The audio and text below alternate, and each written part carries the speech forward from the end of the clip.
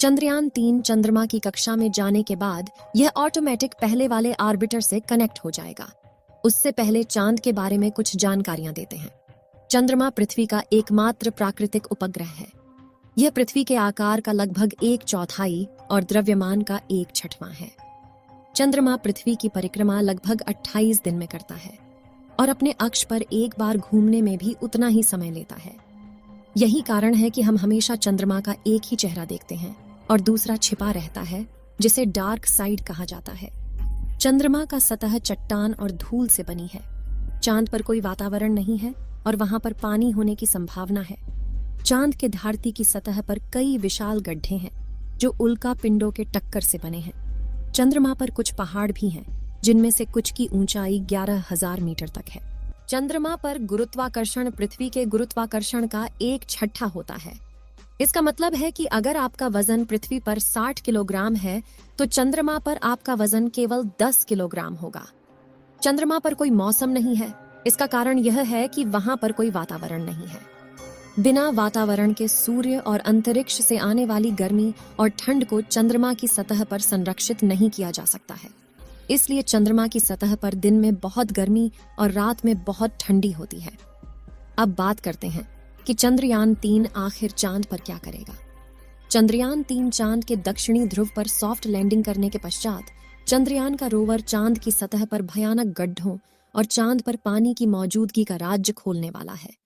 अभी भी हमारा चंद्रयान चंद्रमा से तकरीबन 2 लाख किलोमीटर दूर है, लेकिन हमारे चंद्रयान में लगे हुए हाई रेजोल्यूशन वाले कैमरों ने चंदा मामा की पहली तस्वीर भारतीय स्पेस कंपनी इसरो को भेज दी है।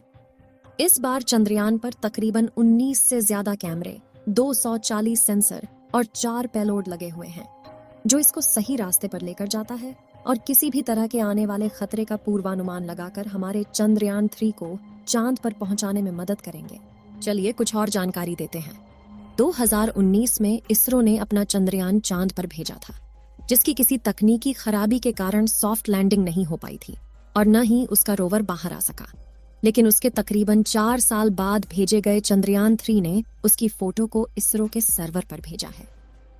तकरीबन 2 लाख किलोमीटर दूर से ली गई फोटो में आप देख सकते हैं कि कैसे चंद्रयान 3 का मलबा अभी भी चांद पर पड़ा हुआ है, जिसे कैमरे में देखा जा सकता है कि चंद्रयान 2 अपनी पिन पॉइंट लोकेशन से तकरीबन 50 मीटर आगे जाकर लैंड किया था, जिसकी वजह से ही उसकी क्रैश लैंडिंग हुई थी।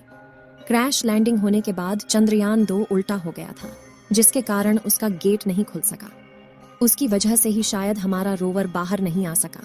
आपको जानकारी के लिए बता दें कि चंद्रमा पर आज भी चंद्रयान 2 का मलबा तकरीबन 100 मीटर की दूरी में फैला हुआ है, जिसको हमारे चंद्रयान 3 के हाई रिजोल्यूशन कैमरों ने बहुत ही सटीक तरीके से कैप्चर किया है। जैसे जैसे चंद्रयान चंद्रमा के करीब जाएगा, वैसे वैसे यह और भी बढ़िया क्लियरिटी वाली इमेज और वीडियोस हमारे इसरो को भेजता रहेगा। इसमें लगे हुए सैकड़ों सेंसर्स इसकी लैंडिंग के समय तो हेल्प करेंगे ही, साथ ही वहां की मिट्टी, चंद्रमा पर पानी, भूकंप, पहाड़, गड्ढे और तापमान की भी जानकारी हमारे इसरो को देगा। इन सभी आंकड़ों को देखकर ही हमारा इसरो इसके बाद गगनयान लॉन्च करेगा, जिसमें हमारे खुद के एस्ट्रोनॉट गगनयान में बैठकर चंद्रमा पर जाएंगे और पूरी दुनिया में अपना नया रिकॉर्ड बनाएंगे। वहीं अगर हम चंद्रयान 3 और चंद्रयान 2 के कुछ मेजर डिफरेंस की बात करें तो चंद्रयान 2 मिशन की असफलता के बाद इसरो ने इस बार चंद्रयान में कुछ बदलाव किए हैं। चंद्रयान 3 के लैंडर को डिटेक्शन और वाइड लेंस कैमरा के साथ लॉन्च किया गया है, जिसका उपयोग लैंडिंग के समय नियंत्रण के लिए किया जाएगा, क्योंकि लैंडर चंद्रमा की सतह पर उतरेगा। सफलतापूर्वक लैंडिंग करने के पश्चात वहां की हाई रेजोल्यूशन तस्वीरें और वीडियो बनाने के लिए भी कैमरों का इस्तेमाल किया जाएगा। चंद्रयान 3 में ऐसे 2 कैमरे लगाए गए हैं, जबकि चंद्रयान 2 में केवल 1 कैमरा था।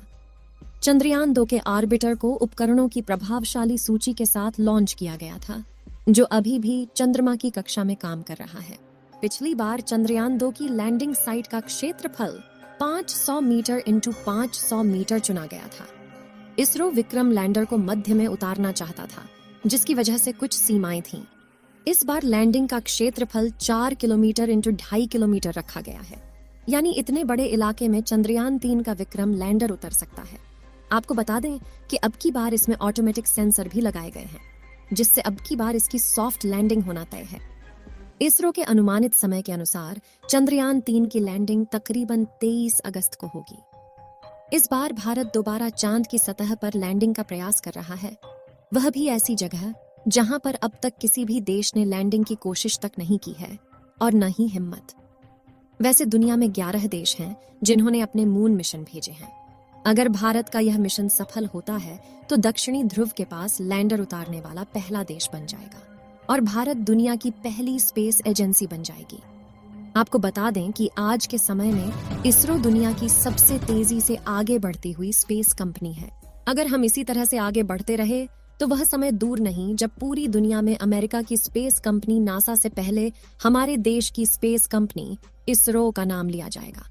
आपको बता दूं कि हमारे चंद्रयान 3 पर अमेरिका, रूस, चाइना, जापान, ब्रिटेन और फ्रांस जैसे बड़े देशों की स्पेस कंपनियां नजर गड़ाए बैठी हैं, क्योंकि हमारा चंद्रयान चंद्रमा के दक्षिणी ध्रुव के आसपास लैंड करेगा, जहां पर आज तक कोई भी देश अपने यान को लैंड नहीं करवा पाया है। चलिए दोस्तों, इस वीडियो को यहीं पर खत्म करते हैं। इस वीडियो को एक लाइक जरूर करें और अपने मित्रों तक इस वीडियो को शेयर करें ताकि उन्हें भी जानकारी मिल सके, और अपने भरोसेमंद चैनल को सब्सक्राइब जरूर करें।